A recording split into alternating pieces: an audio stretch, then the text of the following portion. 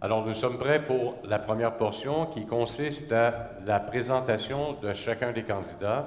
Et je débute tout de suite par M. Aubasson, qui aura 1 minute exactement pour présenter son programme. Bonjour tout le monde, merci d'avoir pris le temps d'être avec nous ce matin. Vous le savez, le Parti québécois a dévoilé il n'y a pas si longtemps plusieurs projets qui concernent l'Est de Montréal.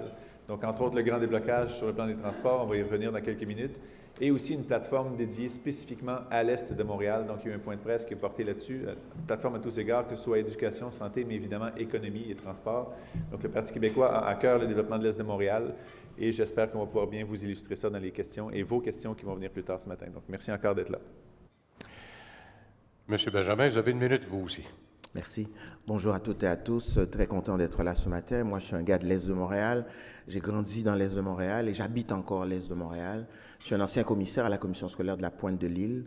Donc, j'ai siégé sur le conseil d'administration d'un organisme de développement économique de l'Est de Montréal aussi, PME Centre-Est de Montréal, et élu municipal aussi de Saint-Michel actuellement, conseil municipal sortant. J'en profite d'ailleurs pour vous saluer toutes candidates et candidats, en particulier ma mairesse d'arrondissement, Chantal Rouleau.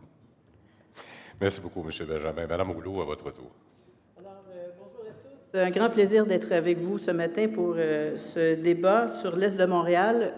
C'est un secteur au Québec et à Montréal qui a été largement négligé. Il est temps de remettre l'Est de Montréal sur la map. C'est une belle occasion que cette campagne électorale de faire parler de notre secteur parce qu'on n'en a pas beaucoup parlé dans les dernières décennies. Nos ambitions pour l'Est de Montréal sont très, très grandes. On investit, on vient d'annoncer des investissements de 2,6 milliards de dollars pour l'Est de Montréal seulement. La CAQ a à cœur l'Est de Montréal et en faire vraiment un modèle à travers le monde en termes de développement économique et de développement social. Merci, Mme Rouleau. Monsieur Leduc, maintenant. Merci de l'invitation, très heureux d'être parmi vous aujourd'hui. À Québec solidaire, nos propositions se distinguent, vous le savez, on prend au sérieux la crise qu'on traverse au Québec et dans le monde, une crise qui touche le travail, bien sûr, mais qui touche notre planète. 2 facettes à cette crise-là. D'abord, la croissance des inégalités socio-économiques et ensuite la bataille qu'on doit livrer contre les gaz à effet de serre. Comme il n'y a pas d'emploi qui se crée sur une planète morte, Québec solidaire propose un plan de transition économique le plus ambitieux jamais proposé au Québec. Un plan qui vise à créer à terme 300 000 nouveaux emplois, des emplois verts. Un plan qui vise à électrifier les transports, à développer des nouvelles infrastructures pour autobus, tramways, métro dans toutes les villes du Québec. Un plan qui repose sur un cadre financier sérieux qui va chercher jusqu'à 12,9 milliards de nouveaux revenus. C'est une démarche comparable à celle qui avait été faite par le gouvernement Lévesque ou par le gouvernement Bourassa dans le passé. C'est une démarche qui se base sur une vision, sur un projet de société qui se dote des moyens pour aller remplir cette vision et atteindre les objectifs qu'on se donne comme Québec moderne. Merci. Merci beaucoup, M. Leduc. Alors, nous voici donc à notre première question ce matin. L'ordre sera le suivant pour la prise de parole. Chacun des candidats aura 1 minute 30 avant de passer donc au débat proprement dit à 2 contre 2. En fait, c'est 1 contre 1. Ce sera 2 personnes à la fois, excusez-moi. Je ne vais pas vous induire en erreur. L'ordre sera le suivant pour la présentation. Québec solidaire, la CAQ, le Parti libéral et le Parti québécois. Alors donc, parmi les enjeux prioritaires pour l'Est de Montréal, les transports sont d'une importance capitale. Les entreprises de l'Est ont souvent du mal à attirer ou à retenir la main-d'œuvre en raison de l'accès difficile en transport collectif vers plusieurs secteurs d'emploi du territoire, ce qui limite la croissance économique de l'Est. Pour le transport des marchandises, la vétusté des infrastructures, les tronçons inachevés, les retards entraînés par les grands chantiers de construction génèrent d'importantes pertes en efficacité, notamment pour les marchandises qui transitent via le port de Montréal. Alors, quels sont les engagements de votre parti, messieurs, dames, pour améliorer la fluidité, l'efficacité des transports des personnes et des marchandises de l'Est de Montréal? Vous avez chacun 1 minute 30 et on débute tout de suite par Québec solidaire. Monsieur Leduc, à vous la parole. Merci. Je le disais tantôt, il n'y a pas d'emploi qui se crée sur une planète morte. Il est donc urgent d'opérer un virage environnemental le plus rapidement possible.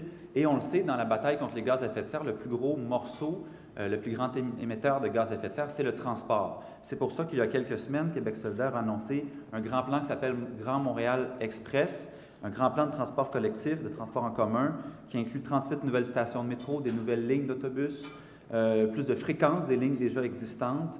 On a évoqué évidemment la prolongation de la ligne bleue qu'on a annoncée plus de 5 fois dans l'histoire, mais que c'est jamais réalisé. C'est une prolongation de 5 stations pour la ligne bleue. On adhère à la vision de Mme Plante pour la ligne rose. On veut que ce soit un métro, pas un train de surface. On en débattra peut-être tantôt. On veut également prolonger le SRB P9 qui, malheureusement, dans la phase actuelle, arrête au métro P9. Il y a eu un certain blocage politique à l'époque, ce qui fait que ça ne se rend pas jusqu'à Notre-Dame. Pour Hochelaga-Maisonneuve et pour l'Est, c'est une priorité. On veut également mettre du transport collectif sur la rue Notre-Dame. On favorise le tram-train. C'est moins lourd, moins cher que la technologie du REM, mais plus rapide qu'un tramway. Et finalement, c'est beau mettre toutes ces infrastructures-là en place, c'est important, mais il va falloir qu'elles soient accessibles financièrement. Et pour améliorer la fréquence et l'utilisation des transports collectifs, Québec solidaire s'engage dès sa première année à réduire de moitié le prix du transport collectif au Québec. Merci. Monsieur le Duc, merci beaucoup. Au tour maintenant de Mme Rouleau de la Coalition Avenir Québec. On le sait, la mobilité dans l'Est de Montréal a été totalement négligée. Pour la Coalition Avenir Québec, l'Est de Montréal est en tête des priorités. D'abord, la modernisation de la rue Notre-Dame, 625 millions pour en faire un beau boulevard urbain, tel que le consensus a été établi avec les leaders du terrain. Le prolongement de la ligne bleue jusqu'à Anjou, évidemment, qui a été annoncé maintes fois, mais nous allons le réaliser. Le tramway de l'Est partant du centre-ville jusqu'à la Pointe-de-l'Île et à partir du métro Radisson jusqu'à Rivière-des-Prairies, parce que c'est aussi un secteur qui a été complètement négligé. Tramway de l'Est qui va servir qui pourra desservir les zones d'emploi, parce que les industriels nous le disent à tous les jours. Les mesures de mitigation en fonction des travaux qui seront faits du tunnel Louis-Hippolyte Lafontaine seront mises en place. Et pourquoi pas un réseau de navettes fluviales entre la Rive-Sud et Montréal.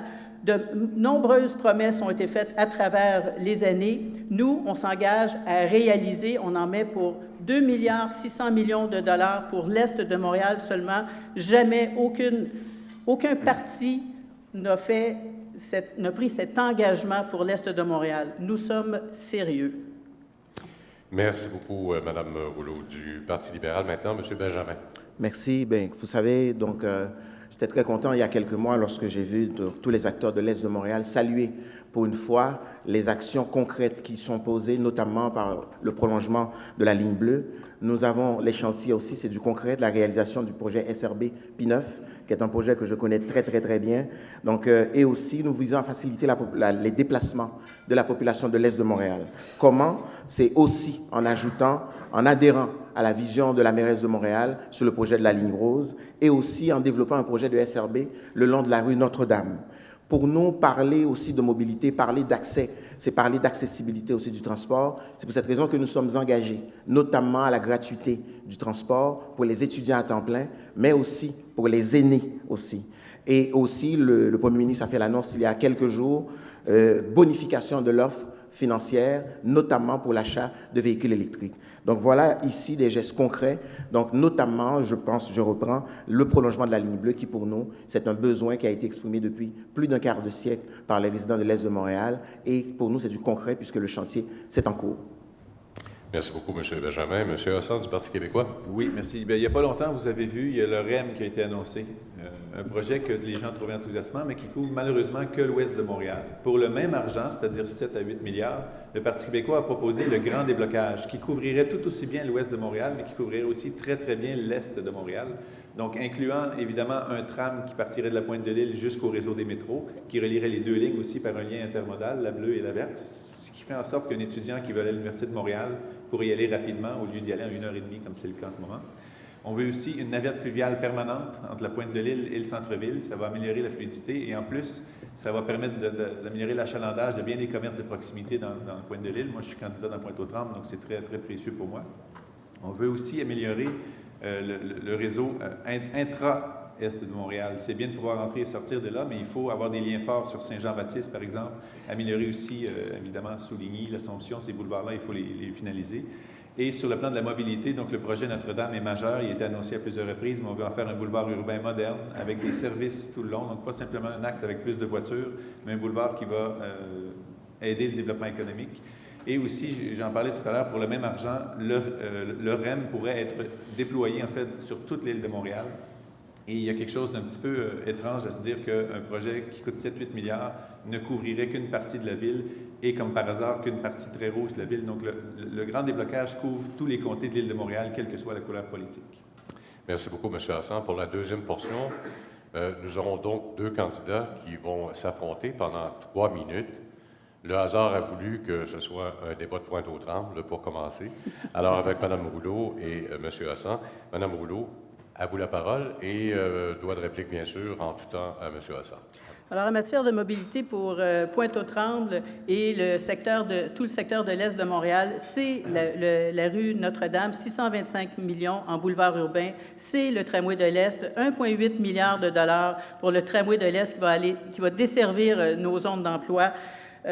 C'est l'accessibilité au port de Montréal par le prolongement de l'Assomption et Souligny, un travail qui doit se faire avec la Ville de Montréal et avec les gens du milieu. On le sait, c'est un quartier urbain, un quartier résidentiel et industriel. Il faut absolument débloquer cette rue Notre-Dame, enlever les camions de la rue Notre-Dame qui supportent à l'heure actuelle 100 000 voitures et des milliers de camions par jour. Alors, il y a un travail énorme à faire sur Notre-Dame et dans ce secteur pour le port de Montréal pour permettre le développement économique. Et le tramway, 1,8 milliard de dollars pour ce tramway de l'Est moderne, électrique, qui va desservir jusqu'à la pointe de l'île. Les gens qui le disent tous les jours, qu'ils sont complètement... des gens nous disent qu'ils veulent déménager, ils veulent partir à cause du transport. Il faut donc prendre les bonnes mesures, les mettre en place rapidement. Le tramway électrique moderne, pour nous, est la meilleure façon d'agir rapidement. De maintes promesses ont été faites par d'autres partis depuis 50 ans et rien n'a été fait. Mme Rouleau, je suis bien content que la plupart de vos idées se retrouvent dans le grand déblocage. Je trouve juste triste que, comme mairesse de tous les citoyens de l'arrondissement, je suis heureuse que vous ayez de belles idées que j'ai mises en place déjà. S'il vous plaît, Mme Rouleau. 3 minutes, merci. Donc, vous n'avez pas voulu commenter, comme mairesse d'arrondissement, le plan du Parti québécois. Vous avez attendu l'annonce de la CAQ. Là-dessus, il y a une question d'éthique à laquelle on pourra... Je regrette, monsieur, mais vous n'avez pas à juger de mon éthique, surtout pas vous. Il y a 1 minute, vous en avez eu 2. Merci beaucoup, Mme Rouleau. Il y a un secteur qu'on oublie aussi souvent, c'est la mobilité en termes de transport actif. Donc, on voudrait qu'un service comme Bixi se retrouve aussi dans l'Est de Montréal. C'est pas normal que Bixi s'arrête à une certaine frontière et que les gens de l'Est de Montréal n'aient pas accès à ça. Des services comme Car2Go aussi, autopartage, doivent aussi être prolongés.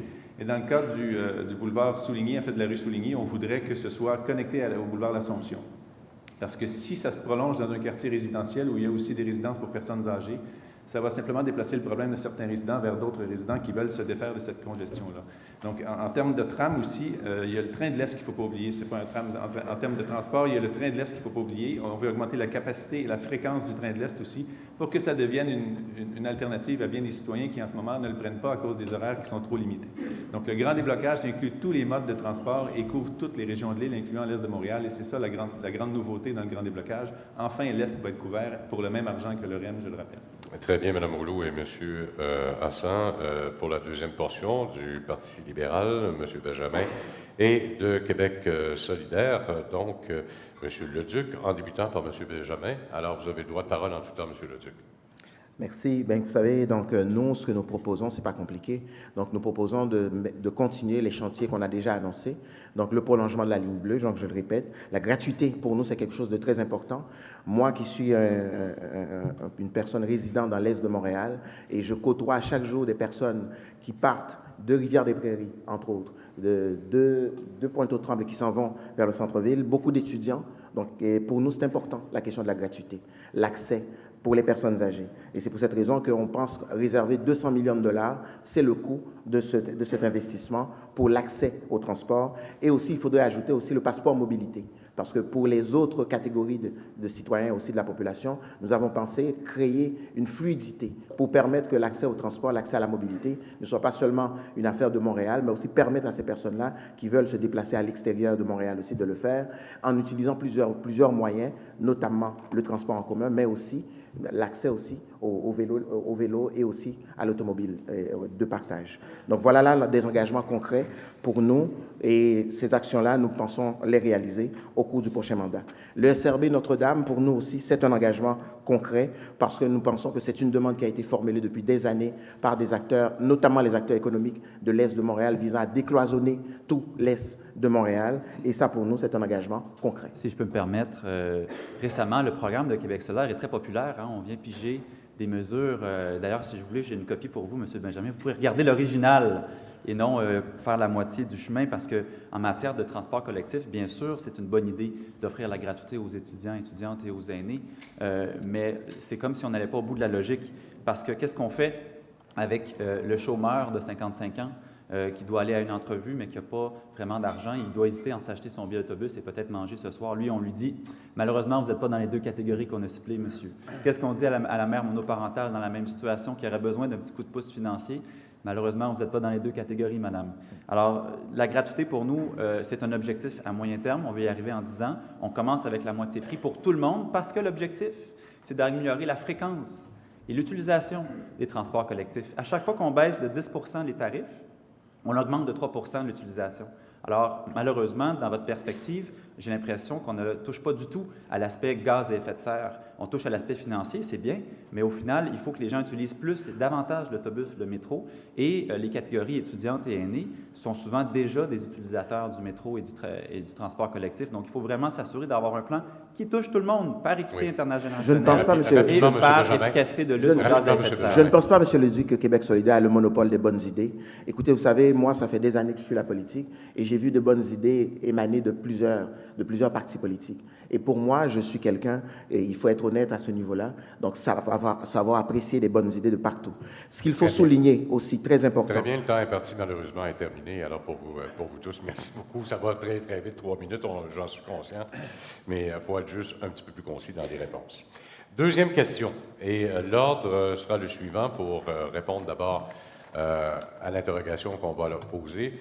Ce sera la Coalition Avenir Québec, le Parti libéral, le Parti québécois et Québec solidaire à tour de rôle. L'Est de Montréal qui dispose d'un grand nombre de terrains et d'espaces vacants, ce qui permettrait d'accueillir de nombreuses nouvelles entreprises contribuant au développement économique du territoire. Toutefois, le passé industriel du territoire a laissé en héritage de très nombreux terrains contaminés. La décontamination de ces sols constitue un passage obligé pour permettre le redéveloppement économique. Quels sont les engagements de votre parti pour la décontamination des terrains dans l'Est de Montréal? Et on débute tout de suite par Mme Rouleau. Alors, merci. La contamination des terrains dans l'Est de Montréal est un frein au développement économique, et ça, on le sait depuis des décennies aussi. La Chambre de commerce de l'Est de Montréal le dit amplement. Notre engagement, c'est de transformer le passif en actif, le griller en vert et de créer un fonds de 200 millions de dollars pour la décontamination des sols dans l'Est de Montréal seulement. Il y a déjà un 75 millions qui a été annoncé par le gouvernement pour Montréal. On le conserve, mais pour l'Est de Montréal, à partir de P9, 200 millions de dollars qui sera géré par Investissement Québec. Le travail se fera évidemment en concertation avec la Ville de Montréal pour identifier les terrains à décontaminer. Une liste existe déjà, mais on va bien identifier les terrains et les potentiels de développement pour chacun de ces terrains-là. Quels sont les scénarios de développement à faire pour créer une nouvelle zone d'innovation dans l'Est de Montréal et faire de l'Est de Montréal vraiment créer un boom économique par la décontamination des sols. Ça débute par la décontamination des sols si on veut un Est fort qui se développe pleinement à sa pleine grandeur. Voilà. Très bien, Mme Rouleau. Monsieur Benjamin, du Parti libéral. Bien, vous savez, nous, au niveau du Parti libéral du Québec, nous croyons beaucoup dans le respect de la gouvernance locale, notamment des priorités qui nous sont émises par la Ville de Montréal. Et ça, pour nous, et comme nous l'avons clairement dit, pour nous, il n'est pas question de toucher à la gouvernance de Montréal. Et en ce sens, nous comptons travailler avec les acteurs de l'Est de Montréal afin d'aller chercher les quotes-parts, ce qui revient de droit à l'Est de Montréal, dans le transfert de fonds de 75 millions fait par le gouvernement du Québec à la Ville de Montréal, afin de pouvoir agir et travailler sur la décontamination des sols de l'Est de Montréal. Très bien, M. Benjamin. M. Rossard? Merci. Quand on dit Est de Montréal à des développeurs, la plupart vont avoir une idée un peu industrie lourde et pollution de l'Est de l'île. Pourtant, on a des millions de pieds carrés de terrain qui sont disponibles pour utilisation. Dans une grande métropole comme Montréal, c'est rare de trouver ça en Amérique du Nord. Et donc, le Parti québécois veut mettre sur pied une société de développement économique exclusive à l'Est de Montréal. Il existe déjà des entités de développement économique au Québec, mais elles sont souvent globales. Donc, une société de développement économique avec un fonds d'initiative réservé à l'Est de Montréal. Vous connaissez tous le projet Angus, j'imagine, qui, à partir d'une friche absolument impensable pour la plupart des gens, en a fait un projet qui est maintenant vert, écologique et avec des milliers d'emplois sur le site. On voudrait une société pour l'Est de Montréal qui ferait la même chose, un petit peu plus à l'Est encore qu'Angus. Et en termes de décontamination, ce qu'on veut aussi, c'est faire en sorte que ce soit relié à des projets concrets. Parce que si on fait juste décontaminer des terrains, tout ce que ça fait, c'est que ça augmente le prix de vente pour le propriétaire. C'est pas ça l'objectif. L'objectif, c'est de relier ça à du potentiel de développement économique.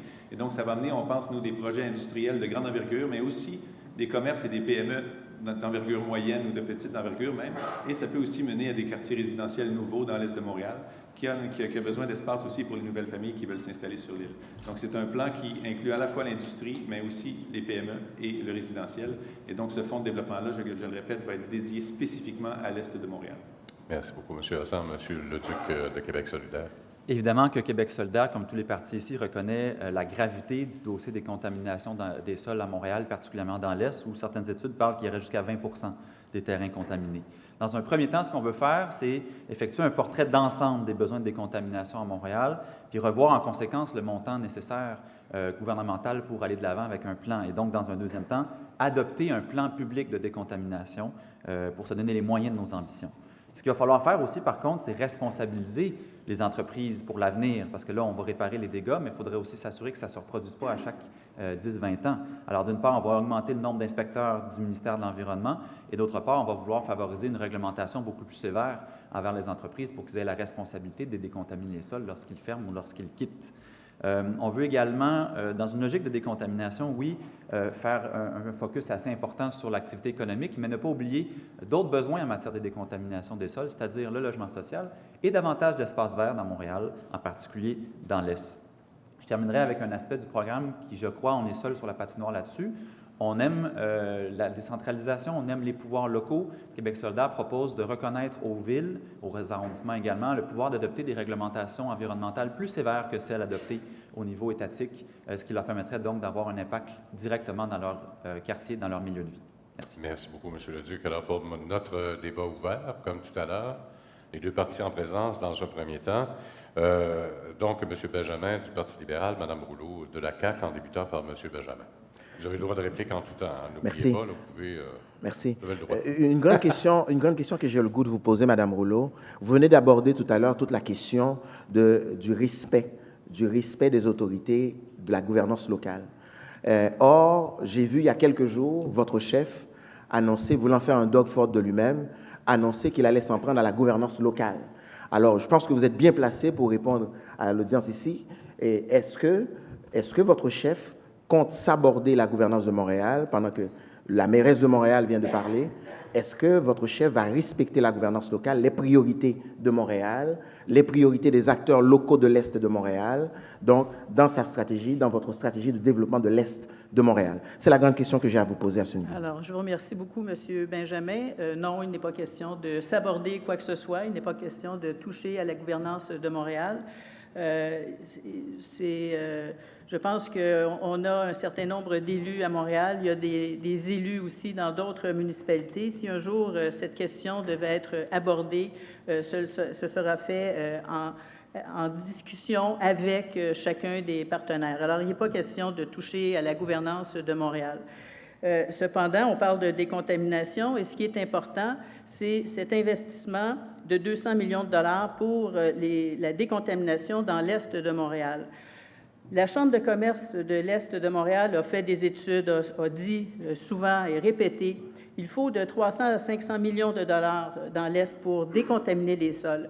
Voilà une enveloppe de 200 millions seulement pour l'Est de Montréal et permettre la création d'un nouveau développement économique. On sait que lorsque les pétrolières ont été ici, elles ont fait leur chose et ensuite sont parties. Maintenant, Maintenant qu'elles sont Mais Madame parties, Rouleau- il y a un vide économique qu'il faut Oui. remplir. Alors, nous Mais voulons... Madame Rouleau, Madame Rouleau, Oui. droit de parole à M. Benjamin. oui, Oui. mais Madame Allez-y, Rouleau, Monsieur Benjamin. aujourd'hui, ce que vous nous annoncez la création d'une nouvelle société.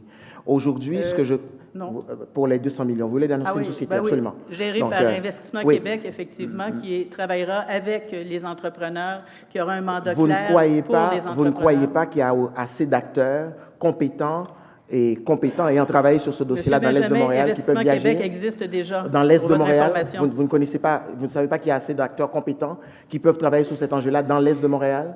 Monsieur Benjamin, ce que j'ai mentionné, c'est que Investissement Québec sera responsable de ce fonds d'investissement et travaillera conjointement avec la Ville de Montréal, les autorités de la Ville, pour identifier les terrains, la liste des terrains à décontaminer et les scénarios de développement qui sont implantés dans l'Est de Montréal. Évidemment que ça se fait avec les partenaires du milieu. Il y a PME Montréal, il y a l'AIEM, il y a tout le milieu socio-économique. Malheureusement, le temps imparti est déjà terminé. Ça va vite, 3 minutes, je vous l'ai dit. Alors, on y va tout de suite avec Québec solidaire et le Parti québécois, en débutant par M. Leduc. M. Hassan, vous avez le droit de parole en tout temps. Bien, j'ai bien l'impression, M. Hassan, qu'on ne sera pas beaucoup en désaccord sur cette portion-là du débat. En tout cas, on parlait tantôt du nombre d'inspecteurs du ministère de l'Environnement. Il y en a environ plus ou moins 2 par région en ce moment. Et malheureusement, on a un parti politique, la CAQ, qui se promet de couper les fonctionnaires à l'État québécois. Casser un peu de sucre sur le dos des fonctionnaires, c'est toujours bon, semble-t-il. Je suis heureux d'entendre que nos 2 partis ne sont pas dans cette logique-là. Il faut des fonctionnaires pour appliquer des règlements. Et en ce moment, justement, il va falloir le revoir, ce cadre réglementaire-là, parce qu'il n'est pas assez sévère envers l'aspect environnemental des entreprises qui peuvent décider de ne pas entretenir leur sol. Et la question que je vous poserai, M. Hassan, c'est est-ce que vous êtes d'accord avec moi qu'il y a eu du laisser-faire dans le passé envers les entreprises qui ont décidé de partir ou de fermer et qui n'ont pas pris leurs responsabilités en matière de décontamination des sols, un peu comme parfois on voit des minières plus au nord cette fois-ci, fermer porte ou s'en aller, et là, tout le dégât est à ramasser par l'État, alors que souvent des entreprises comme ça ont eu certaines aides publiques, certains appuis de l'État, et nous, on leur dit, bien, voici, vous pouvez partir, faire bagage, et nous, on va ramasser les dégâts. C'est une logique qu'il faut rompre, je pense. J'aimerais ça vous entendre. Puis je pense aussi qu'au Québec, aujourd'hui, c'est moins facile pour une entreprise de grande envergure de faire ça, de laisser un site et de s'enfuir sans rien regarder. Je voudrais revenir sur quelque chose que vous avez mentionné tantôt sur la subsidiarité, en fait, le fait que les pouvoirs locaux devraient décider davantage. Au Parti québécois, on a dans notre plateforme une loi cadre sur la décentralisation des décisions, surtout après un régime libéral où les choses ont été très, très, très centralisées, notamment en santé. On veut décentraliser et donner aux pouvoirs qui sont les plus près de la population, c'est-à-dire les pouvoirs locaux, la capacité de décider de ce qui va être le mieux pour eux. Une autre chose aussi qui aiderait beaucoup les pouvoirs locaux à avoir plus de moyens et plus de capacité de décision, c'est, et là vous ne voyez peut-être pas le lien, c'est si on faisait la souveraineté du Québec. Parce qu'on envoie de 50 à 60 milliards chaque année à l'extérieur du Québec à un autre gouvernement qui ne siège même pas au Québec. Si on rapatrie cet argent-là chez nous, ce ne sera pas centralisé et contrôlé de Québec, ça ferait du Québec un des États les plus centralisés au monde. Donc, ce serait décentralisé vers les régions. Montréal est une région. Moi, quand je dis région, je n'entends pas ruralité, j'entends région. Donc, Montréal serait une région qui bénéficierait aussi de ça. On est ici sur 4 candidats, 2 souverainistes et demi peut-être, on ne sait plus. Mais bref, la souveraineté du Québec aurait de grands avantages pour la région de Montréal. Je suis content qu'on parle de la souveraineté parce qu'on a un dossier qui touche l'Est, qui est l'Assomption Sud. Vous connaissez sûrement cet endroit où est-ce qu'on veut installer une entreprise de transbordement. Et il y a des grosses négociations qui sont difficiles à faire avec 2 institutions qui relèvent, en tout cas qui sont sur le palier fédéral, c'est-à-dire le Port de Montréal et le CN. Et en quelque part, on est d'accord là-dessus, je le pense, on ne sera jamais capable de négocier d'égal à égal, surtout dans le niveau d'un arrondissement, si on ne fait pas l'indépendance du Québec. Et là-dessus, ça me semble être un des meilleurs outils pour le développement économique de Montréal, de l'Est, mais également du Québec au grand complet. Bien, merci beaucoup, messieurs, mesdames. 3e question.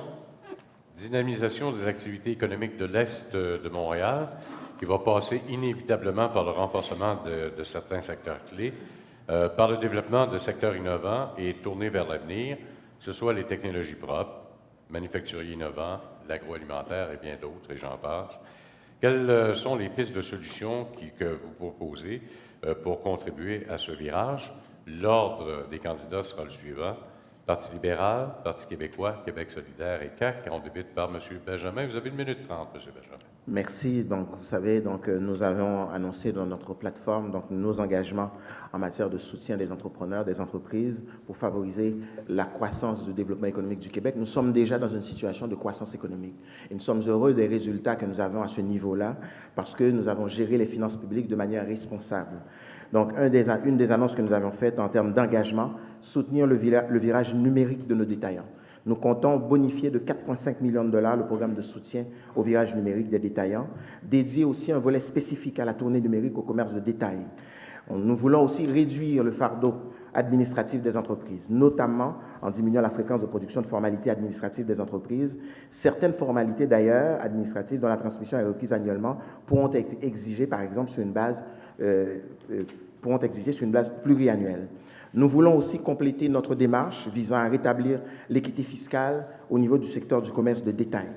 On veut aussi travailler aussi sur des enjeux, meilleur arrimage, notamment au niveau de la formation professionnelle et les besoins des entreprises aussi. Ça, pour nous, c'est un enjeu important aussi. Quand on parle de soutenir les entreprises, c'est de créer cet arrimage-là. Donc, nous avons, vous le savez, dans 10 ans, on parle de 1,3 million d'emplois qui devraient être comblés au Québec. Un cinquième devrait être comblé par l'immigration. Et pour nous aussi, mieux travailler sur les enjeux d'intégration des immigrants, francisation en entreprise. Nous avons annoncé un engagement formel de 10 millions de dollars de plus. Très bien, M. Benjamin. Malheureusement, le temps est parti, déjà terminé. M. Hassan, c'est à votre tour. Sur le plan du développement économique, évidemment qu'il y a une transition à faire dans l'Est de Montréal et on veut miser fortement sur les énergies vertes et renouvelables, ce qui est déjà un potentiel incroyable au Québec. Et l'Est de Montréal, je le disais tantôt, a des millions de pieds carrés pour des terrains disponibles à de grands projets comme ceux-là. Il y a déjà de très bons exemples de ce qu'on peut faire. Le projet Synergie dans l'Est de Montréal qui relie au moins quatre grandes entreprises dans ce qu'on appelle l'économie circulaire ou l'écologie industrielle. C'est-à-dire que les extrants ou les déchets d'une entreprise servent comme intrants à l'autre entreprise. L'Est de Montréal pourrait devenir un joyau de ça au Québec et même dans le monde. Les énergies vertes, vous savez, au Québec, on a le potentiel assez unique là-dedans. On a toutes les sources d'énergie, sauf les fossiles qu'on ne veut pas de toute façon. Le Parti québécois s'est engagé fermement, en fait, à ne plus avoir de nouveaux projets de pipeline ou d'énergie fossile parce que la crise climatique, elle est réelle. Il ne faut pas faire comme si elle n'existait pas. Et moi, je suis content de voir que certaines entreprises qui sont reliées à de vieux secteurs, entre guillemets, qui veulent investir dans les nouveaux secteurs pour leur propre profit, mais aussi pour l'intérêt de la population en général. Et aussi, il ne faut pas oublier un mode de développement économique qui s'appelle l'économie sociale ou l'entrepreneuriat collectif. Je viens moi-même du chantier d'économie sociale. Ces entreprises-là ont un taux de survie plus élevé, créent les mêmes emplois et exactement la même prospérité qu'une entreprise Inc., sauf qu'elles répartissent plus équitablement la richesse. Et Montréal est un joyau de ça aussi au Québec. Et le Québec est un leader mondial en économie sociale.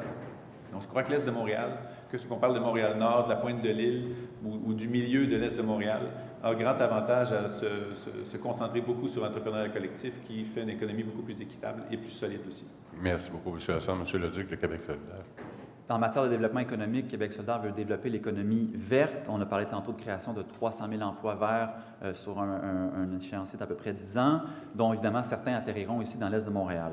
Plusieurs grands chantiers vont être mis de l'avant, des chantiers de construction de transport collectif, d'électrification des transports dans toutes les villes du Québec.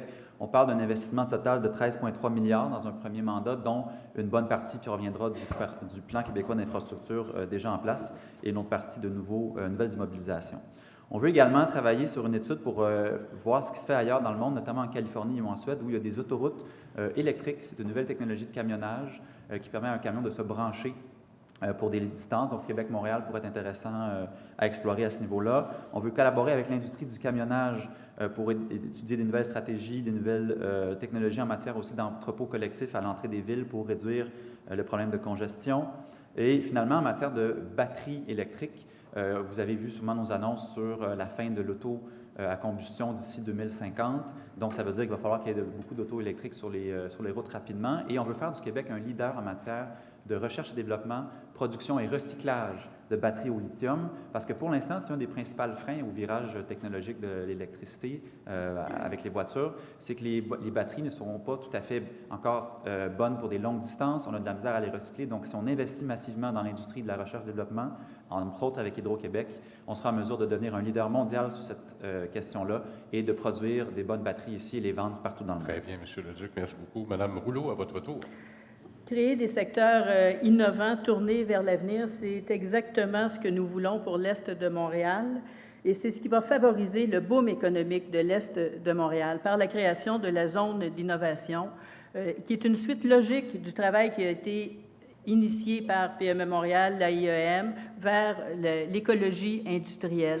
Une zone d'innovation, c'est la synergie entre les industriels et les chercheurs. C'est une zone concrète, un territoire innovant, industriel, commercial, résidentiel, universitaire, qui est un milieu de vie pour une population et qui est créateur d'emplois, de bons emplois payants. L'allègement pour les entrepreneurs de la bureaucratie est extrêmement importante aussi parce que nos entrepreneurs sont pris dans la paperasse. Il faut alléger cette façon de faire pour ne plus perdre de temps. Nous avons à développer, stimuler l'innovation par les investissements privés. Investissement Québec a le mandat clair d'aider les entrepreneurs dans les investissements, aller chercher des investissements étrangers ici pour le territoire, un mandat qui sera donné dès le 2 octobre prochain par le gouvernement de la CAQ. Nous avons de l'ambition et cette ambition passe par les zones d'innovation pour l'Est de Montréal. Et pour le débat 2 par 2 de 3 minutes chacun, ce sera dans un premier temps le Parti libéral et le Parti québécois. Et on débute par M. Hassan et M. Benjamin. Je vous rappelle que vous avez le droit de parole en tout temps. Parfait. Moi, je pense que développement économique et transport, qui sont deux thèmes qu'on a couverts, sont intimement reliés parce que si on lance de grands projets, mais que les travailleurs doivent prendre une voiture pendant 1 heure pour s'y rendre, ça n'attire pas tellement la main-d'œuvre.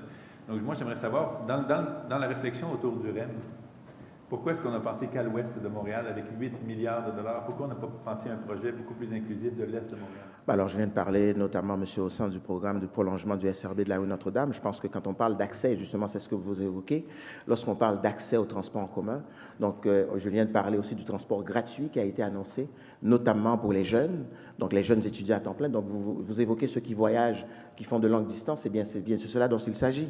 Mais aussi, j'aimerais vous ramener quelque chose de très important. Dans un contexte actuellement où l'on dit qu'il y a, tout le monde le dit, et vous êtes économiste vous-même, vous pouvez constater qu'il y a une grande effervescence de l'économie québécoise. Ça va bien au niveau économique, au niveau québécois. Maintenant, n'est-il pas venu le temps de faire confiance davantage aux acteurs locaux qui développent déjà des compétences aguerries en matière de développement économique? Je pense à nos réseaux de PME, par exemple. On en a plusieurs.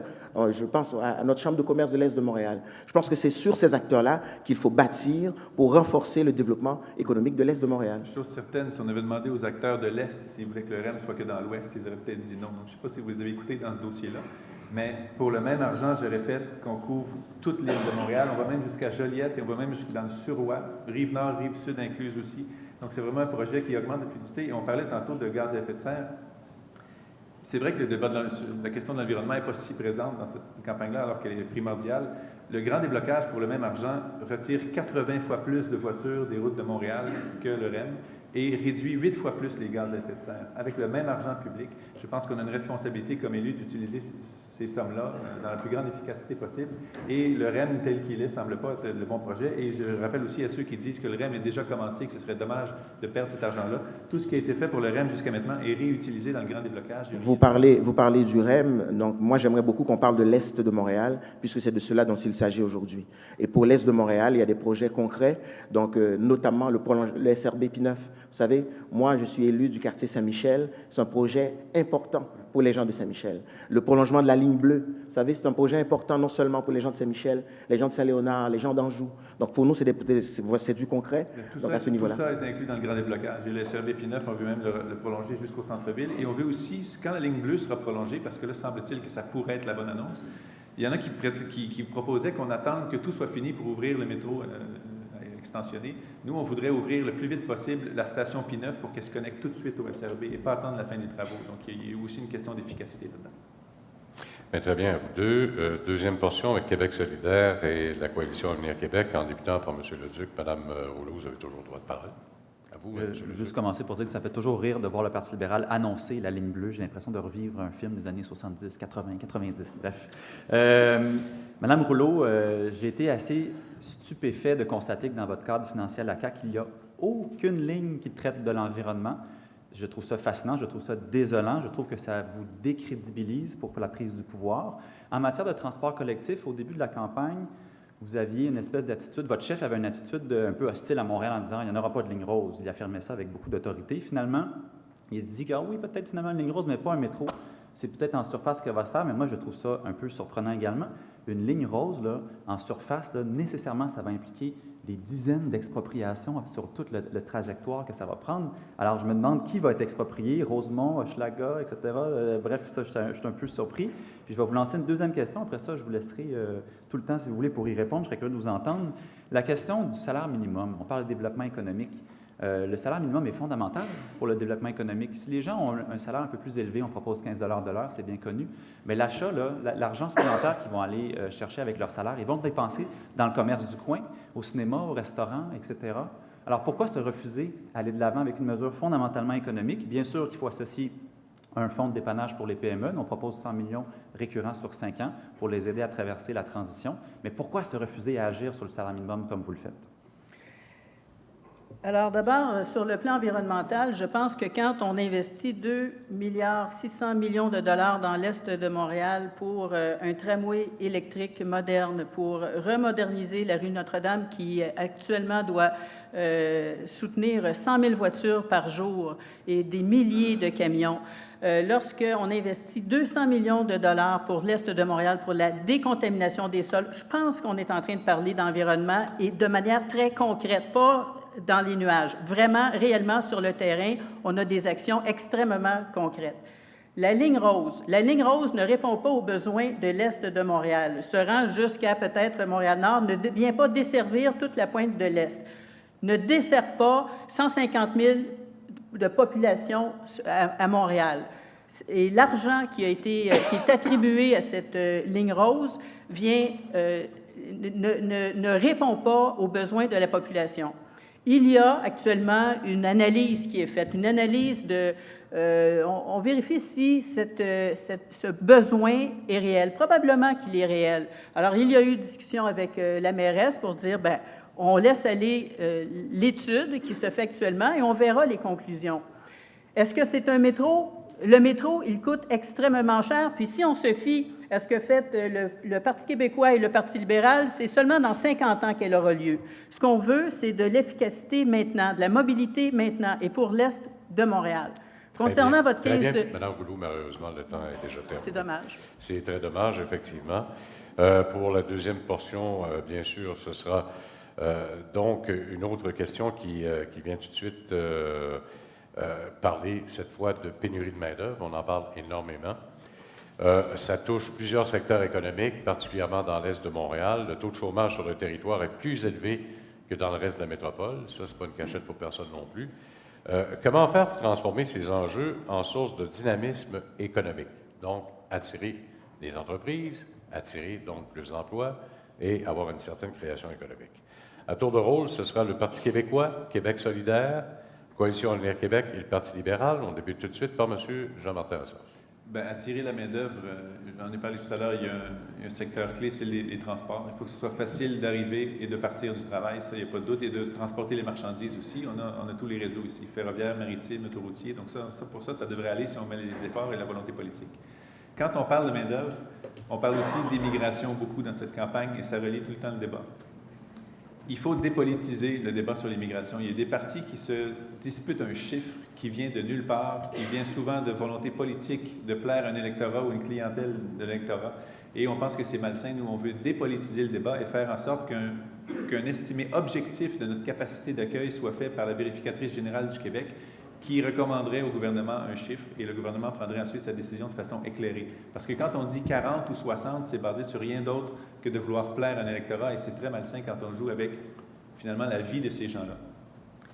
Quand accueille des gens ici, on ne veut pas qu'ils viennent vivre ici la précarité économique qu'ils ont fui dans leur pays d'origine. Donc, il faut savoir bien les accueillir, bien les intégrer, ça passe par l'emploi. Et c'est pour ça qu'il faut savoir exactement c'est quoi notre capacité de bien les accueillir, parce qu'on veut que l'immigration soit un succès et non une série d'échecs. On sait qu'il y a des dizaines, dans les dernières années, il y a des dizaines de milliers d'immigrants qui ne sont pas restés ici parce qu'ils vivaient mal leur intégration ici. Donc, on veut les aider à s'intégrer et ça passe par un objectif, en fait, un estimé objectif de combien on peut accueillir de gens pour qu'ils viennent vivre ici. Un bonheur économique plutôt que la même précarité économique qu'ils avaient dans leur pays d'origine. Bien, très bien. Pour le deuxième, M. Leduc. À mon sens, il y a deux types de pénurie de main-d'œuvre. La première, elle est liée au fait qu'il y a des mauvaises conditions de travail dans certains secteurs économiques. On pense entre autres à la restauration. On pense entre autres, malheureusement, c'est rendu des mauvaises conditions dans le secteur hospitalier. On a entendu les préposés aux bénéficiaires, les infirmières se plaindre des horaires de fou et de la santé mentale qui est difficile. Donc, nous, ce qu'on veut faire, c'est améliorer les salaires, bien sûr, et les conditions de travail. Ça passe notamment par le salaire minimum à 15 $. D'ailleurs, à Toronto et en Ontario, ils ont fait une hausse drastique. Hein. En un an, ils sont passés de 11,40 à 14 $ de l'heure, ce qui est une hausse similaire qu'on veut faire à Québec solidaire de 12 à 15. Dans les proportions, là, c'est très similaire. Et le résultat, notamment à Toronto, donc dans la restauration, ça a permis d'améliorer la rétention de personnel, qui était un grand problème, parce que les gens, maintenant, ont des meilleurs salaires et sont moins tentés d'aller chercher des emplois mieux payés ailleurs. Il faut également travailler sur les normes du travail. On veut augmenter le nombre de semaines dans les normes du travail à 4 semaines de congés par année après un an de service continu, plus de congés payés pour responsabilité familiale et finalement rémunérer les stages. On est assez strict sur le principe, il faut que les stages aient une compensation, mais on est souple sur le moyen. On est conscient qu'il y a des tonnes de réalités diverses.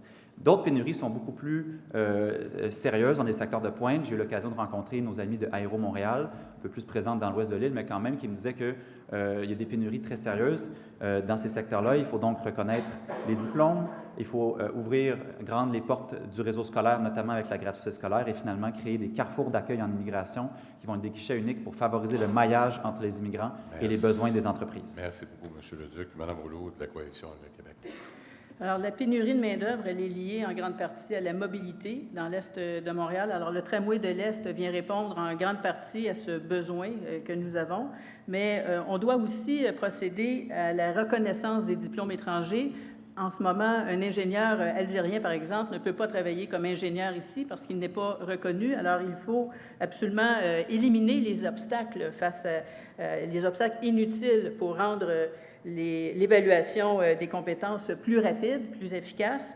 La formation professionnelle et technique, multiplier les programmes travail-études, comme le fait l'Université de Sherbrooke, et pourquoi pas avoir un campus universitaire ici, sur le territoire, et favoriser cette formation de nos gens.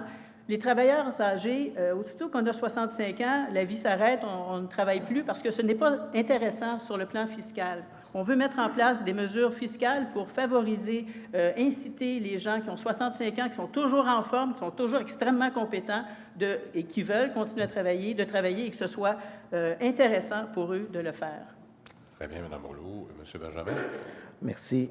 Écoutez, je commencerai par parler des 54 % de jeunes qu'il faudra intégrer en emploi d'ici les 10 prochaines années pour combler le manque qui est de 1,3 million d'emplois qu'il faudra combler au cours des 10 prochaines années.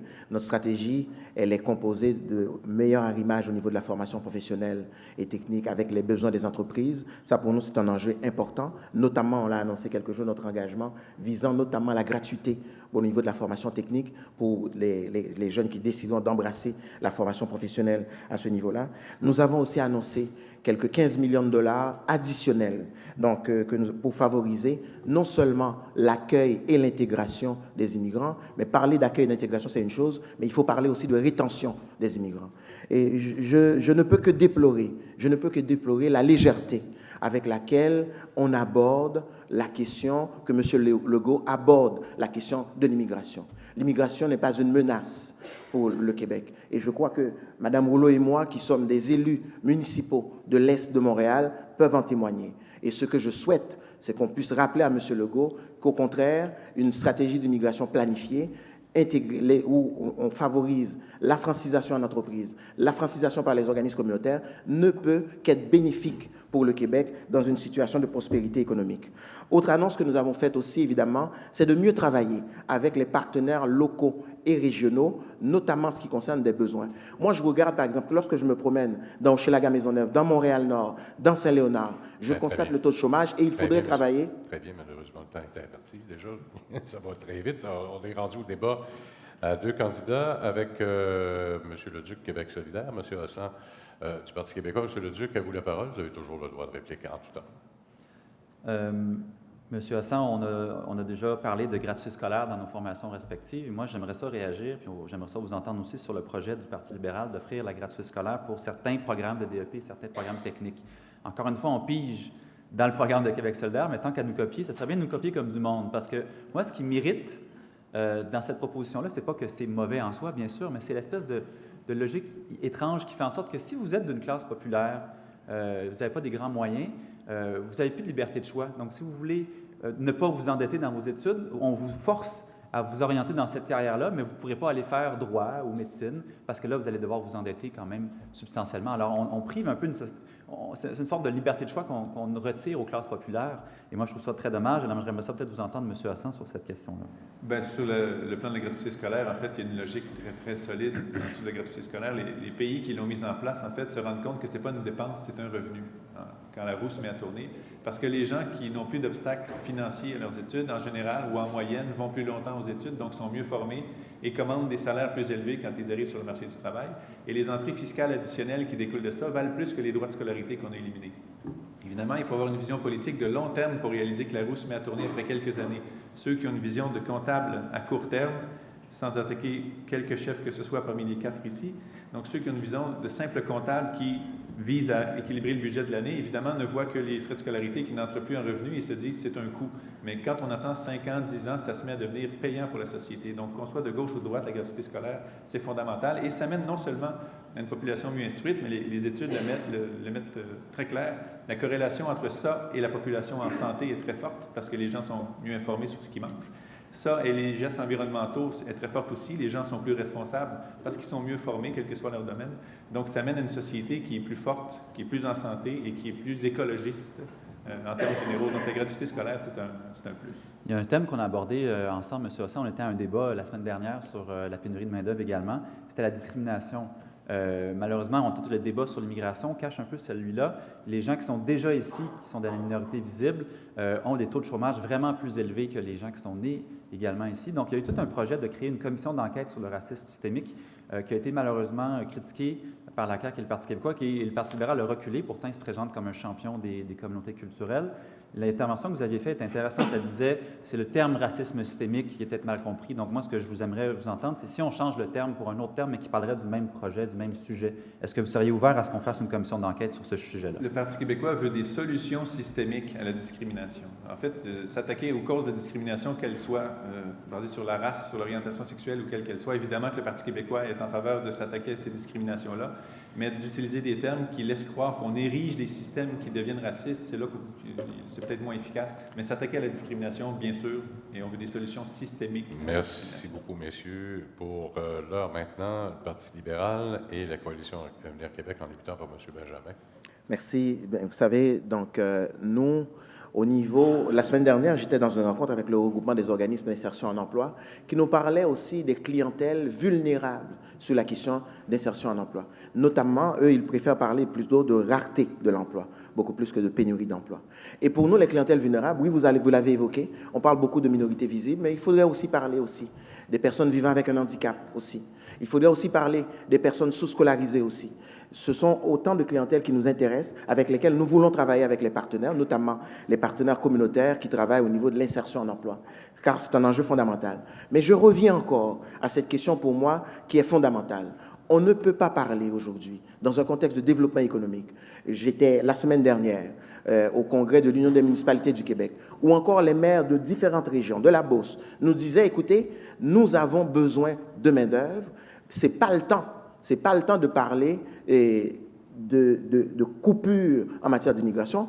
Donc, Madame Rouleau, j'aimerais savoir, donc, comment votre chef, quelle est la posture de votre chef, donc, dans un chef qui veut se présenter comme un chef de file en matière économique, veut s'en prendre à un bassin de personnes qui sont là pour servir le Québec, pour contribuer au développement économique du Québec. Et vous qui connaissez, je crois, donc l'arrondissement Rivière-des-Prairies, Pointe-aux-Trembles, vous qui savez les réalités en matière de diversité, pourquoi vous n'avez pas rappelé à l'ordre votre chef? Alors, Monsieur Benjamin, mettons les choses au clair, l'immigration est une richesse extrêmement importante et qu'il ne faut surtout pas gaspiller. Alors, ce qu'il faut faire, c'est par exemple les 26 000 personnes immigrantes qui sont au Québec, qui sont en attente d'un certificat de sélection pour aller travailler dans les entreprises, dans vos entreprises ici. Ces 26 000 personnes sont en attente à cause d'une bureaucratie sans nom.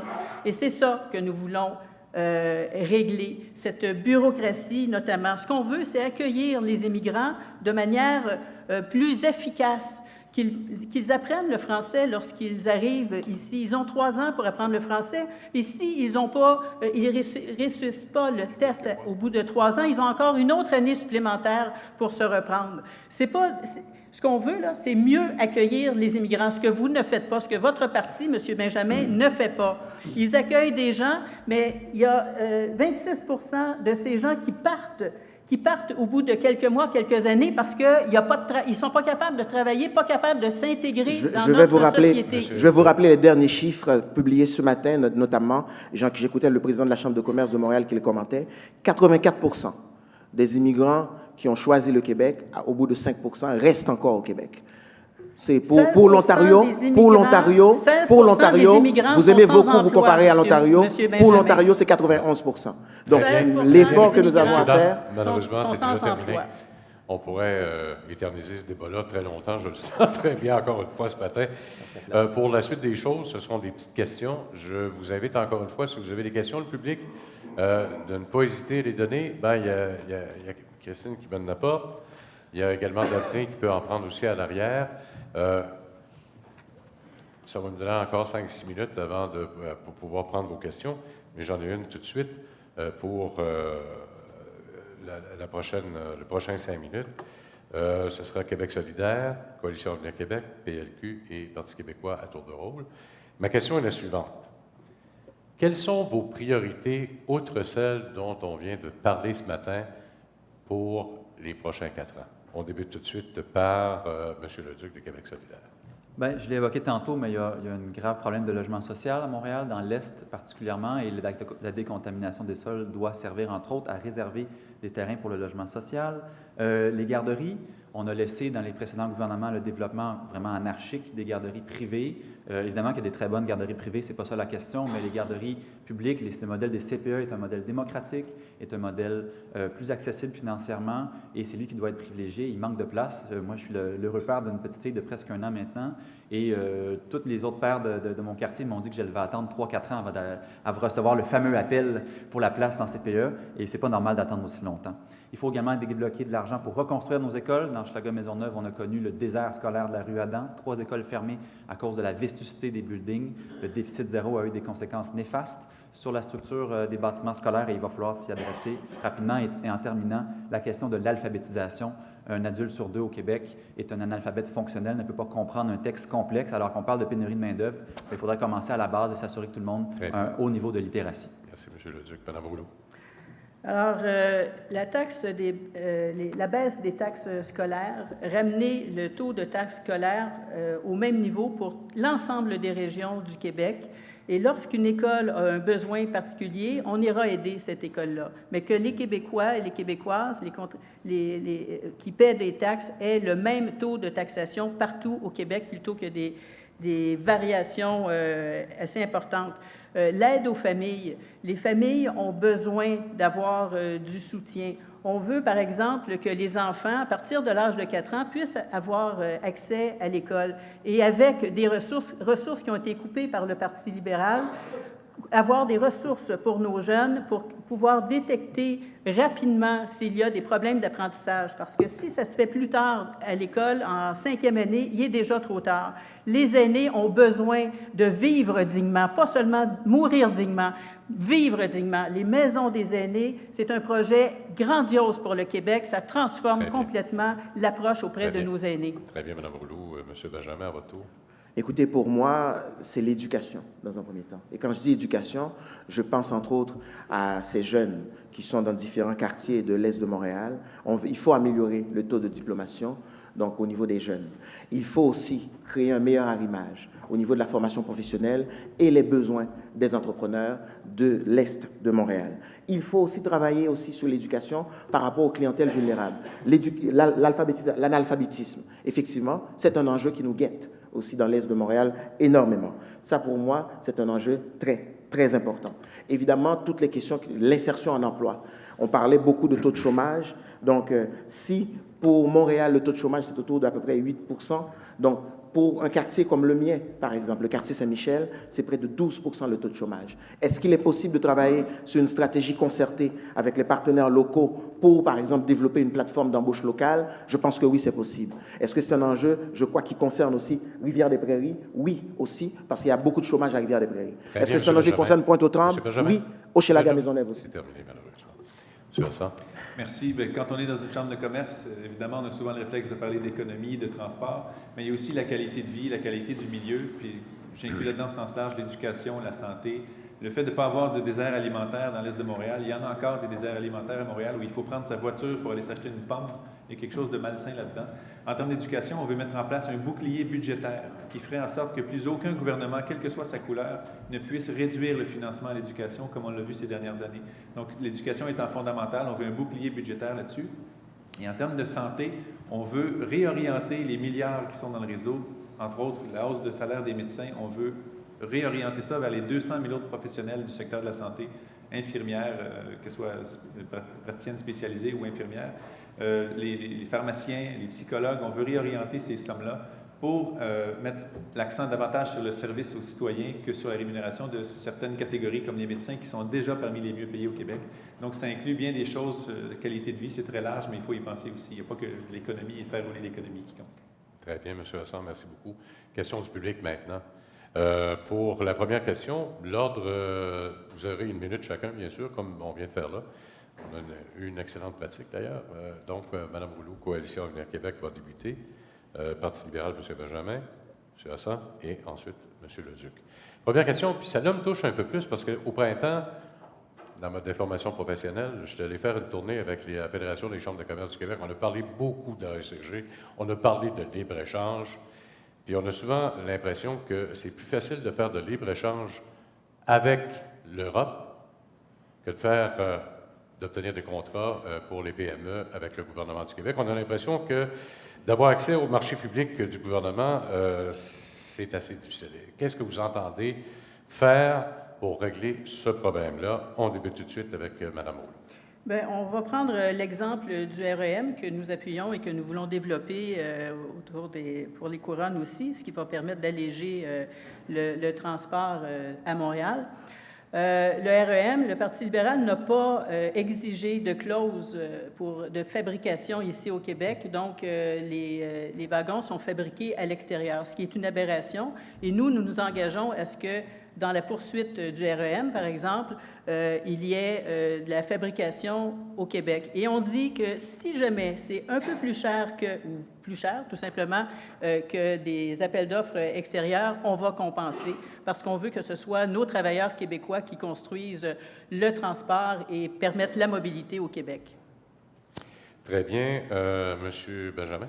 Écoutez, j'ai presque envie de rire, puisque voilà la CAQ qui nous parle de travailleurs locaux, et c'est la CAQ qui nous a fortement critiqué lorsqu'on a voulu protéger, sauvegarder les emplois de Bombardier.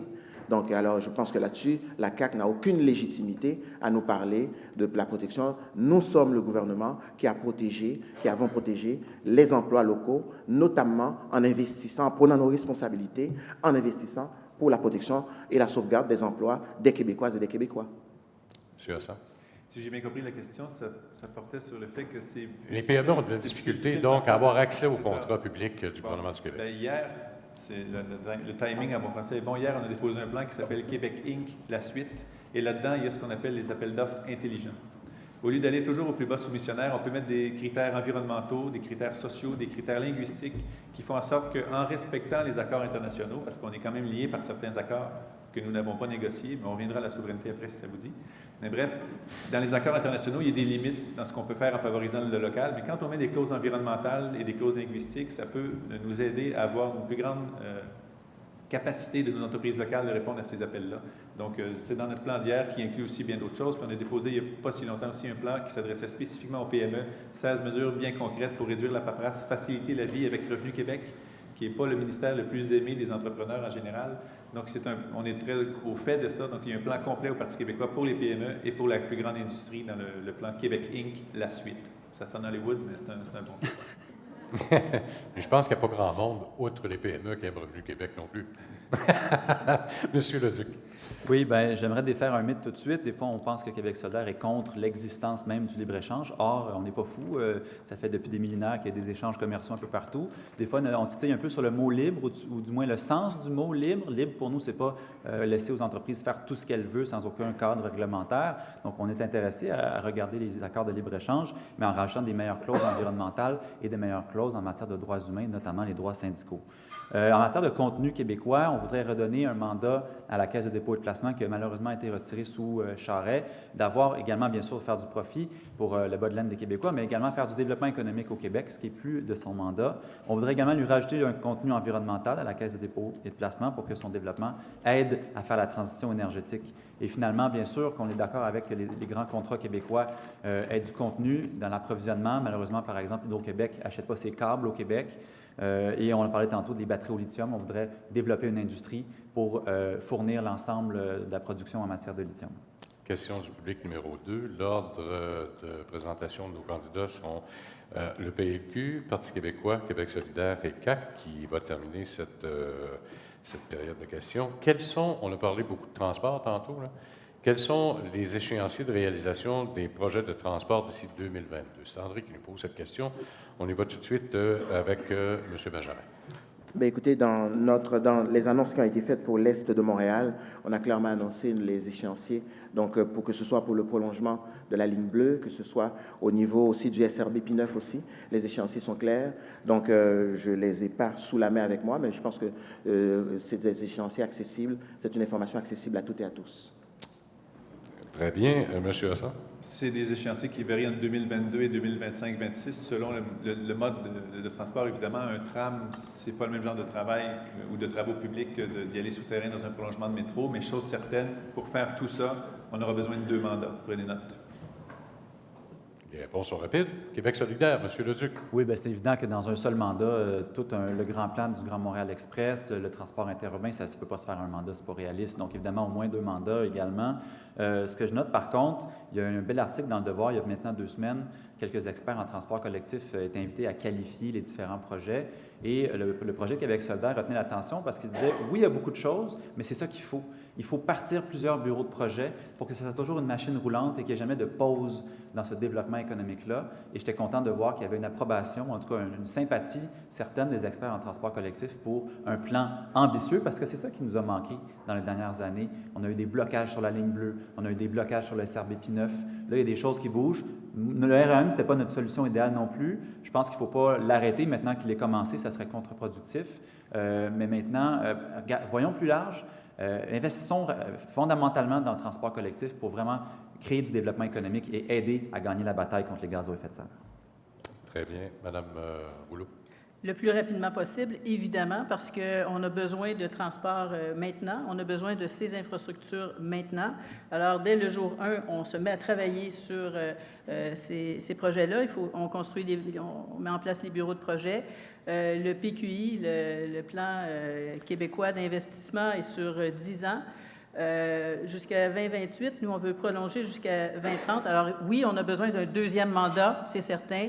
Un gouvernement de la CAQ avec 2 mandats, on réalise nos projets pour l'Est de Montréal. Alors, on voit un horizon de 10 ans, 10-12 ans pour réaliser nos projets. Alors, imaginez ce que ce sera dans quelques années avec un campus universitaire, avec le transport collectif, avec une zone d'innovation où on devient une fenêtre exceptionnelle sur le monde. Bien, très bien. 3e question du public qui nous vient de Sylvie. C'est une bonne question en passant parce que ça concerne où on reste, là où nous sommes présentement. Vous avez tous parlé de soutenir le développement de l'Est qui, en misant sur les énergies vertes. On a vu récemment la proposition de Solargize, ici même sur le site du Golfe, qui se retrouve maintenant dans les limbes. En tout cas, jusqu'à maintenant, ça se retrouve plus à Rive-Sud que dans les limbes. Là, mais comment comptez-vous faire en sorte que de telles initiatives reçoivent d'abord un traitement rapide qui est nécessaire à tout ce succès-là? On va commencer tout de suite par M. Hassan. En fait, des projets comme ceux de Solargize, moi, je pense que l'Est de Montréal n'a pas les moyens de les laisser partir. Je ne sais pas à quel point vous êtes au fait de ce projet-là. On a rencontré les promoteurs, on a rencontré certaines personnes de tout palier de gouvernement aussi pour favoriser l'accomplissement de ce projet-là. C'est un projet de plus d'1 milliard de dollars qui amènerait plus de 1000 emplois dans l'Est de Montréal pour une industrie verte dans les énergies renouvelables. C'est une usine zéro émission et qui fait des panneaux solaires sans plastique. Donc, c'est hautement novateur.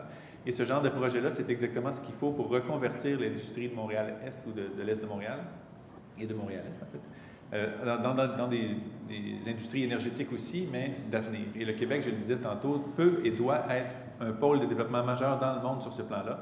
Donc, des projets comme Solargize qui tentent le terrain à Montréal et qui se rendent compte que les conditions où l'ouverture n'est pas là puis s'en vont ailleurs, moi, ça m'attriste un peu. Donc, j'espère, premièrement, que le projet n'est pas mort pour l'Est de Montréal. Et deuxièmement, que ceux qui vont venir à l'avenir vont avoir les bras grands ouverts. Et finalement, il faut étudier les projets, mais ces projets-là sont très porteurs. Très bien, M. Hassan. M. Leduc? Moi, je suis toujours ouvert évidemment à la discussion, mais provenant d'un syndicat à la base, il faut trouver un terrain milieu. Et j'ai l'impression que malheureusement, pour Solargize, leur option de construire dans le boisé était sine qua non. Alors pour nous, et je pense que c'était la position de Mme Plante également, la mairesse, on se disait, ben là, il n'y en a pas tant que ça des boisés ici, on pourrait tout s'arranger de le construire ailleurs, et puis là, semble-t-il que ça n'a pas été possible. Donc, il faut un peu de donnant-donnant, et puis j'ai malheureusement l'impression qu'on a été utilisé peut-être l'Est de Montréal pour une surenchère avec d'autres endroits, donc c'est malheureux. Et finalement, pour promouvoir, dans le fond, et faciliter l'arrivée des entreprises dans l'Est, on revient au sujet de base, c'est-à-dire la décontamination des sols. Il va falloir avoir un plan ambitieux pour aider ces entreprises-là à faire la transition vers un sol qui va être adapté à leurs nouvelles technologies. Mme Rouleau. Bien, moi, dès le 2 octobre, à titre de député de Pointe-aux-Trembles, je prends le téléphone, je parle à Solargis, je parle à la Ville de Montréal aussi, évidemment, parce qu'on comprend mal le mou qu'il y a eu avec cette entreprise, parce que ça correspond exactement à ce qu'on veut faire, à notre zone d'innovation. C'est en plein ça qu'on veut faire, avec un peu plus d'1 milliard d'investissements, avec 1200 emplois, de bons emplois. Alors, c'est ça qu'on veut, c'est ce type d'entreprise que nous voulons inviter. Et je ne pense pas que le dossier soit clos pour le moment. Je crois qu'on attend le 2 octobre. Très bien, Madame. Monsieur Benjamin. Oui, bien écoutez, vous savez, comme élu montréalais, mais aussi comme résident de l'Est de Montréal, on ne peut que déplorer, c'est-à-dire cette réalité-là, d'où l'importance, je crois, de créer un meilleur arrimage, de faire entendre davantage, plus fortement, la voix de l'Est de Montréal, la voix économique de l'Est de Montréal, donc afin de s'assurer que des projets comme cela puissent atterrir chez nous. Donc, et aussi, nous avons eu au centre-ville à dénoncer aussi le fait, comme élu municipal d'ailleurs, le fait que cette entreprise-là, malheureusement, ait choisi d'aller ailleurs parce que, justement, la vision qu'on porte n'a pas pu permettre à cette entreprise-là de venir chez nous. Et je le déplore énormément. Et là-dessus, je veux travailler avec l'ensemble des élus de l'Est de Montréal afin que, à l'avenir, et les élus montréalais aussi, évidemment, afin de s'assurer donc, que des projets comme cela puissent atterrir chez nous. Et je vais le faire, je compte le faire avec l'ensemble des acteurs économiques de l'Est de Montréal. Très bien, M. Benjamin. Avec la permission de Mme la directrice générale, j'aimerais en poser une dernière. Si vous êtes d'accord, une dernière question. On parlait beaucoup de pénurie de main-d'œuvre. C'est sûr et certain que l'immigration, ça fait partie du panier d'épicerie pour être capable de combler cette main-d'œuvre-là. Parlons des familles monoparentales. Il y en a quand même beaucoup dans l'Est de Montréal. On le voit dans le nord de Montréal également, qui pourraient peut-être se retrouver en faciliter justement pour les travailleurs. Quelles mesures vous entendez prendre pour aider les parents qui se retrouvent seuls avec des responsabilités financières et familiales? J'ai le goût de commencer avec Québec solidaire. Plusieurs choses. Souvent, on peut les aider principalement avec des moyens financiers. On a évidemment parlé de gratuité scolaire. Il y a beaucoup trop même au primaire, secondaire, il y a beaucoup de coûts de fournitures scolaires qui sont obligatoires, alors que dans la loi d'instruction publique, c'est écrit noir sur blanc, l'instruction est gratuite. Malheureusement, il y a eu une poursuite avec les commissions scolaires qui a été gagnée. Et puis, je dis malheureusement, heureusement pour les parents, mais ça fait en sorte qu'il y a comme un fouillis en ce moment, une ligne pas claire à cause de la directive floue du ministère de l'Éducation sur qu'est-ce que les commissions scolaires peuvent exiger comme frais ou pas. À Québec solidaire, il n'y en aura pas de frais pour le primaire secondaire, ça sera entièrement gratuit. Autre mesure fondamentale, on a parlé plus tôt, réduction du transport à moitié prix pour, encore une fois, alléger le fardeau financier sur les familles. On a parlé du salaire minimum à 15 $. Et je terminerai en parlant des organismes communautaires. On en a plusieurs dans l'Est de Montréal. Ils nous ont aidés, entre autres dans Hochelaga-Maisonneuve, à traverser la crise de la désindustrialisation. Ils sont sous-financés. Ils offrent toutes sortes de programmes, toutes sortes d'activités parascolaires aux parents, des répits, des haltes de répit, des garderies également. Il faut s'engager à les financer adéquatement pour qu'ils puissent réaliser leur mission et pas toujours courir aux nouveaux programmes de subvention. Merci beaucoup, M. Leduc. Mme Bourleau. Les familles monoparentales, souvent des femmes qui sont en difficulté financière, les CPE manquent de place, alors il faut ouvrir des places dans les CPE. Pour ouvrir les places, on va augmenter le nombre de places dans les CPE, mais la façon de faire, c'est aussi en permettant aux jeunes de 4 ans d'aller à l'école plus rapidement. Alors, on ouvre des places de CPE, les enfants vont à l'école avec un encadrement adéquat, avec des services adéquats, parce qu'à l'heure actuelle, il n'y en a pratiquement plus. Les enfants sont un peu laissés à eux-mêmes. Alors, d'avoir des places de CPE supplémentaires va permettre aux familles, aux mères monoparentales pour la plupart, de réintégrer le marché du travail. On offre aussi de la formation, j'en parlais tout à l'heure, la formation travail, c'est essentiel. Alors, et des allègements fiscaux, bien sûr, réduire la lourdeur des impôts pour les familles. Très bien, M. Benjamin. Merci. Donc, nous, c'est une série de mesures qui touchent non seulement directement les familles les monoparentales, mais aussi qui touchent aussi les enfants en particulier. Donc, je pense entre autres à notre poursuite. On veut poursuivre, intensifier la classe des maternelles 4 ans. On veut continuer à soutenir le réseau des CPE. Au niveau de la formation aussi, mieux soutenir et mieux accompagner les regroupements, les organismes d'insertion en emploi qui travaillent au niveau de l'accès au marché du travail, notamment pour les clientèles vulnérables. Donc ça, c'est très important pour l'Est de Montréal. Il y a des mesures qui ont été aussi annoncées, des mesures sectorielles visant à alléger, à faciliter la vie des familles. Je pense entre autres à l'assurance dentaire, l'extension de cette mesure-là, par exemple pour les jeunes jusqu'à 16 ans. Voilà autant de mesures concrètes, ou encore des clientèles, par exemple, au niveau des aidants naturels, au niveau des familles vivant avec un enfant, vivant avec un handicap aussi. Il y a des soutiens additionnels qui ont été annoncés. Voilà autant de mesures, je crois, qui permettront de faciliter la vie des familles donc, de l'Est de Montréal. Monsieur Hassan, vous avez le doigt de fin. Oui, bien, sur ce plan-là, le Parti québécois a un programme extrêmement dense et généreux. En fait, d'abord, c'est le Parti québécois qui a mis au monde les CPE, qui sont un modèle de par le monde maintenant. Et on veut aussi élargir le nombre de places en CPE. Il y a 40 000 enfants en ce moment qui attendent sur une liste d'attente au Québec, ça n'a aucun sens. Sur le plan des mesures concrètes aussi, ça en a fait sourire quelques-uns des annonces qu'on a faites récemment, mais les familles, je peux vous dire qu'elles les appréciaient. Le fait d'avoir des repas le midi à l'école, ça évite de faire les lunchs le matin. Le fait d'avoir les fournitures scolaires déjà prêtes à l'école en début d'année, on donne le choix aux parents d'avoir soit l'argent ou d'avoir les fournitures à l'école. Ça change aussi beaucoup la donne. Et on parle aussi de proches aidants. On veut réinvestir beaucoup dans les soins à domicile et les proches aidants, ce qui libère du temps pour certaines mères monoparentales qui s'occupent d'un parent, par exemple. Et donc, je reviens aussi au bouclier sur le système d'éducation qui fait qu'il n'y aura plus jamais de coupure, qui impose plus de travail aux parents. Et sur le plan des organismes communautaires, on a aussi 200 millions additionnels pour mieux financer ces organismes-là qui font un travail qui vaut de l'or pour nos sociétés. M. Hassan, merci beaucoup. Je disais à certains des candidats ce matin que j'avais une admiration sans borne pour tous ceux et celles qui se présentent pour les prochaines élections. C'est énormément de travail, c'est très, très tard le soir, très, très tôt le matin comme aujourd'hui. Et on voit que c'est une campagne électorale qui amène beaucoup d'eau au moulin. Alors, si vous me permettez, je vous inviterai à leur donner une bonne main d'applaudissements qu'ils méritent amplement.